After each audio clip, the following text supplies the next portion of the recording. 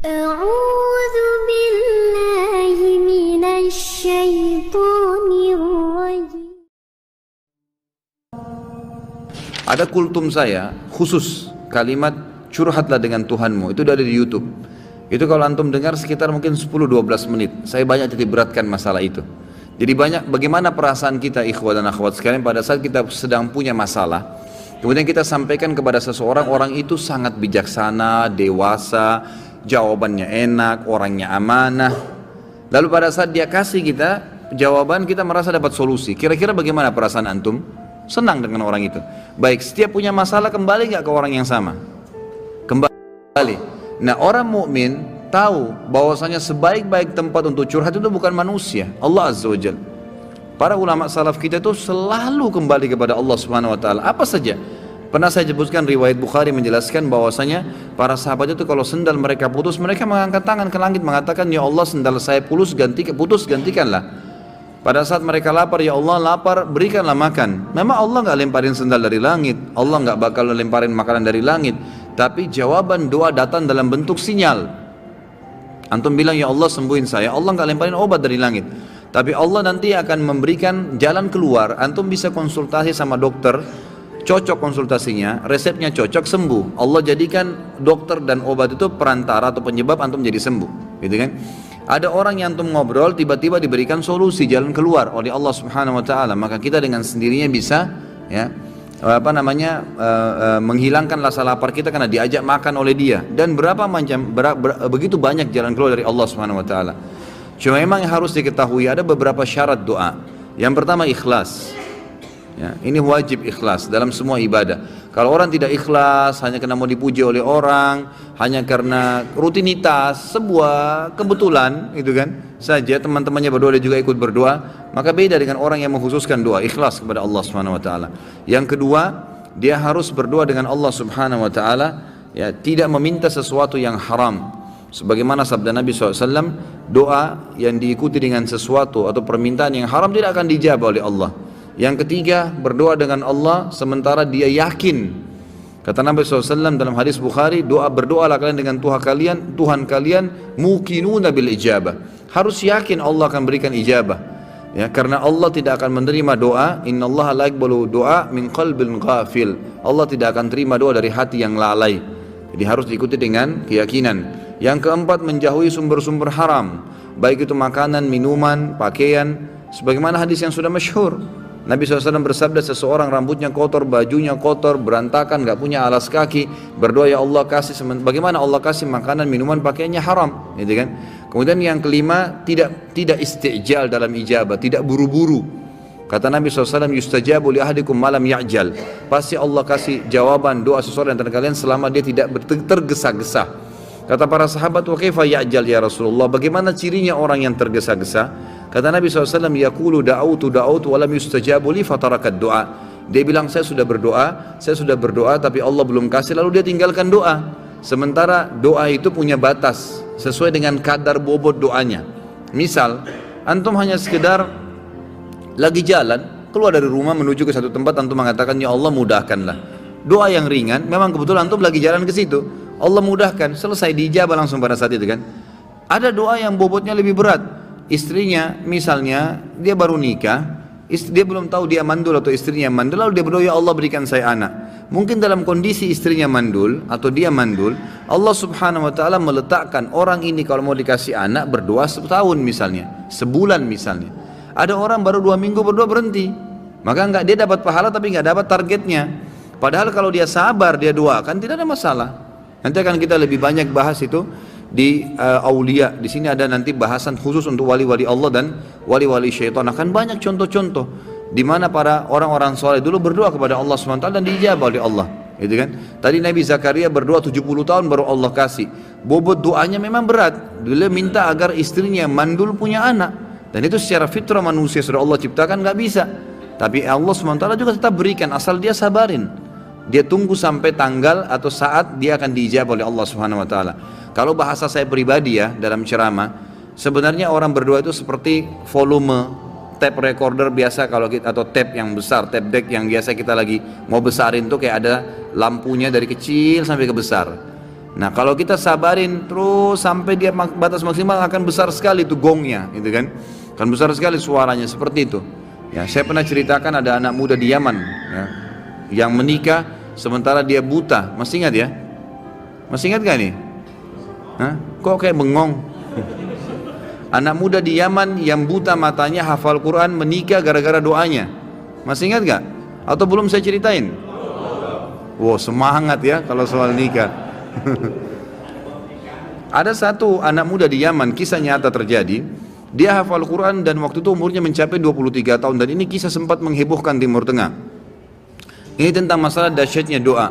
Pada saat itu ikhwas sekalian dan akhwat, dia bilang sama orang tuanya, sama ayahnya, ayah saya kayaknya merasa ingin menikah. Ayahnya ini setiap kali dia minta nikah pasti dibatalkan. Kata ayahnya, siapa yang mau menikah dengan kamu nak? Kamu buta, kamu gak bisa melihat, kamu sendiri harus diurus oleh orang lain. Belum tentu ada perempuan yang mau sama kamu. Nantilah gitu. Selalu begitu. Dia bilang lagi, sama lagi dipatahkan sama orang tuanya. Sampai akhirnya satu waktu dia putus asa, dia bilang, ya Allah, dia berdoa, ya Allah tunjukkanlah kepada ayahku kalau aku ini layak menikah. Dan dia selama sebulan, perhatikan ya, ada kasus ini, dia berdoa sebulan, bukan berdoa sehari, 2 hari, 3 hari. Dia berdoa sebulan, yang dia minta sama Allah apa? Ya Allah kasih saya seorang istri yang cantik, kaya, pintar. Semua dia minta nih, tiga-tiganya, gitu kan. Pokoknya cantik, kaya, pintar, gitu kan. Dia berdoa sebulan, terus dia berdoa sebulan. Dan ini umumnya nanti akan saya datangkan kisah lain. Ingatkan saya sebentar, ada kisah seorang dari salaful ummah juga dari tabi'in yang kaya raya, bangkrut jadi kaya gara-gara berdoa sebulan. Memang ada batas waktu seperti itu ya. Kadang-kadang tergantung bobot permintaan. Maka dia berdoa sebulan. Subhanallah, di malam yang ke-20, di malam yang ke-30 dari doanya, setiap malam dia berdoa di tahajud. Artinya pas hari 29 dia berdoa. Karena memang Nabi SAW menekankan 1 bulan itu 29 hari, gitu kan? Makanya Hijriah kebanyakan 29 hari. Maka dia mimpi, ada suara yang dia dengar dalam mimpinya, wahai fulan, Allah telah ijabah doamu dan jodohmu adalah si fulana, disebut namanya, tapi dalam kisah ini tidak disebut namanya. Ya, si fulana yang tinggal di kampung sebelah, nama ayahnya fulan, gitu kan? Dia bangun, besok dia ketemu sama ayahnya, dia bilang, ayah, di kampung sebelah ini ada namanya kampung ini enggak? Ini di Yaman terjadi ya. Ayahnya bilang ada. Ada si anaknya yang buta ini, ada enggak seorang di sana laki-laki bernama fulan, namanya ayah perempuan ini? Ayahnya bilang ada, dan itu tokoh masyarakat di sana. Baik, ada enggak anaknya perempuan bernama fulana? Kata ayahnya ada. Kata si buta ini, nih lamarin buat saya.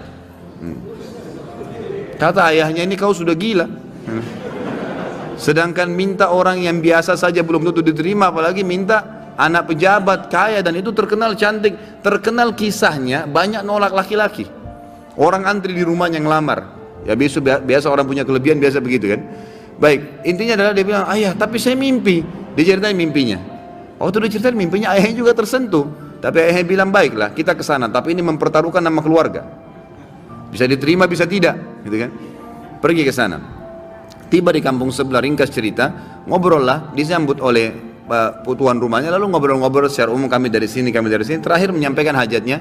Ini anak saya, orangnya buta, tapi dia hafal Quran, orang yang soleh, tinggal di rumah tapi tidak ada pekerjaan gitu.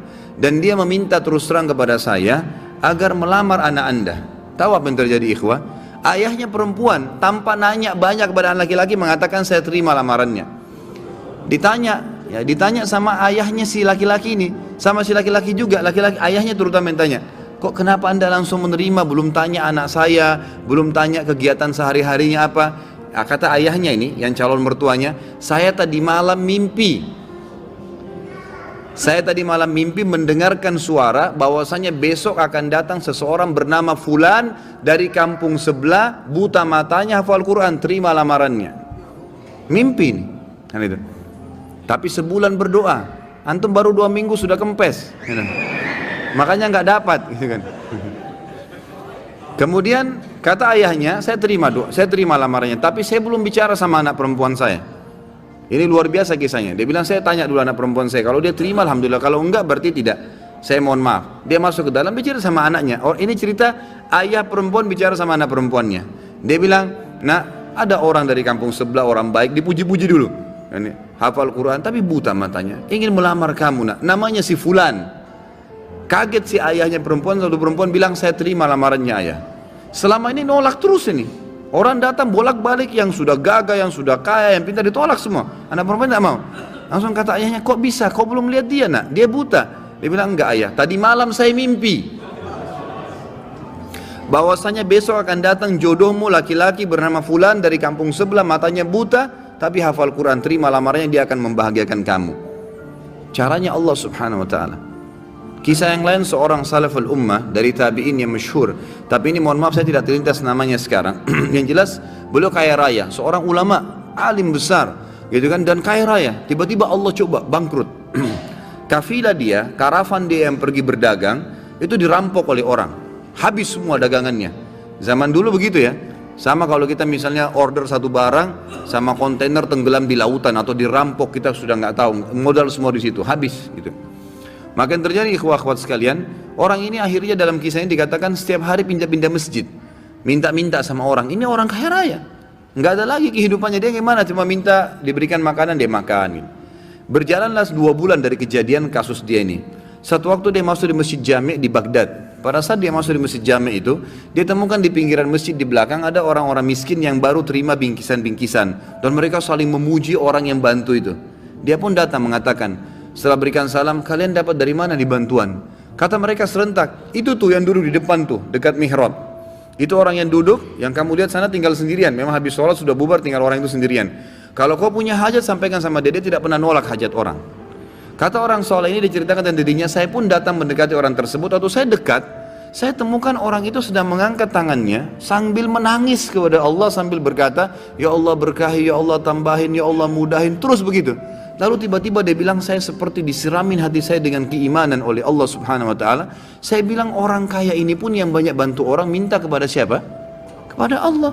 Ngapain saya minta sama dia? Setelah itu dia bilang, saya berdoa selama sebulan. Ini dia sendiri cerita.